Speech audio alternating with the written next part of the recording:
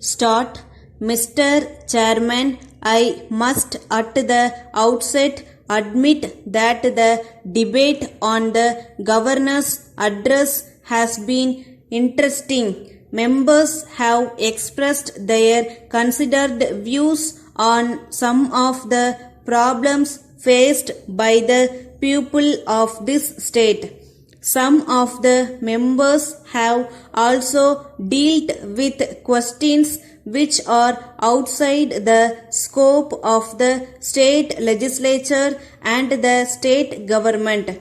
But I know that those questions are also very important from the point of view of the people of this state.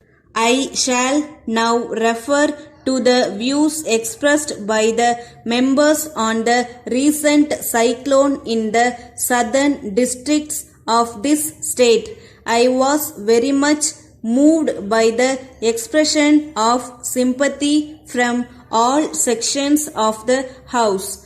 This cyclone has overtaken us very suddenly, and it is no doubt a matter of great concern to all of us. I am thankful to the members who have given suggestions for the short-term and long-term measures that are to be undertaken in order to give relief to the affected people.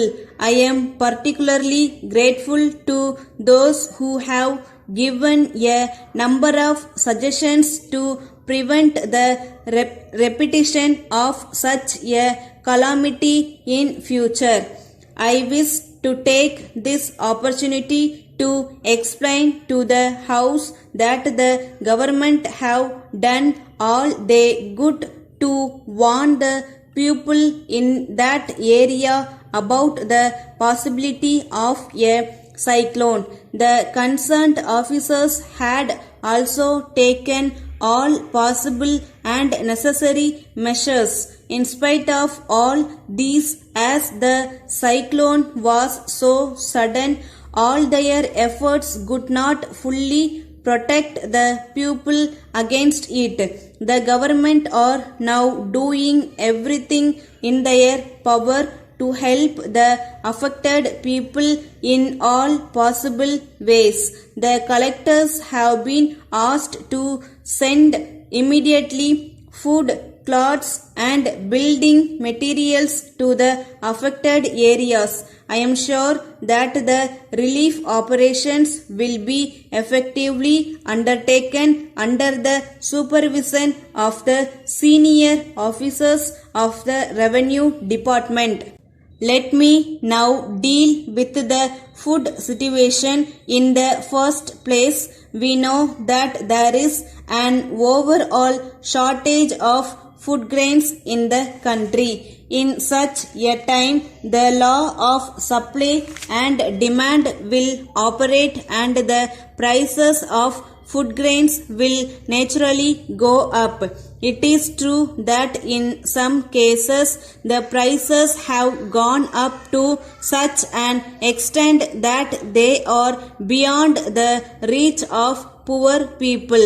In such circumstances, it has become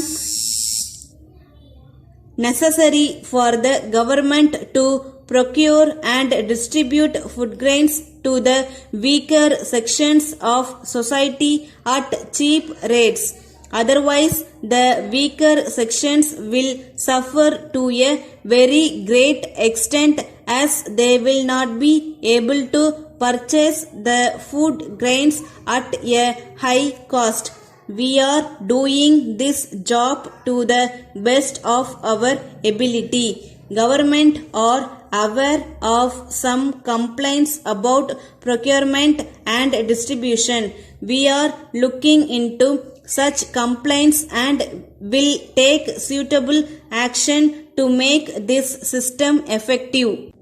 I am sorry I am unable to agree to the suggestions made by a member that we should give up procurement and supply of food grains at concessional rates. letter dated 10th March 1982 from Ranga and Company, Coimbatore, to the General Manager, Ravi and Brothers, Calcutta. Dear Sir, kindly refer to your letter of the 5th instant. We have carefully gone through the changes that you have suggested in the sole selling agency agreement. We are agreeable to many of the changes that you have suggested, but we are sorry to inform you that we are not in a position to accept your suggestion to omit the clause relating to the minimum number of our machines that you are required to sell. We wish to point out that in all such agreements which we have entered into with so many other commercial houses, there is such a clause.